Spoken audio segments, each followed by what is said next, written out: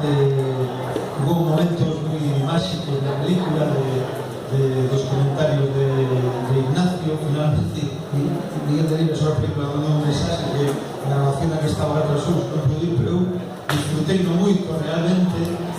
As cousas que explicamos aquí de Ignacio, estábamos vendo moitas capas da película, porque nos contou cousas do seu pensamento, cousas da rodaxe e, en definitiva, cousas que non veríamos nunha primeira lectura da película.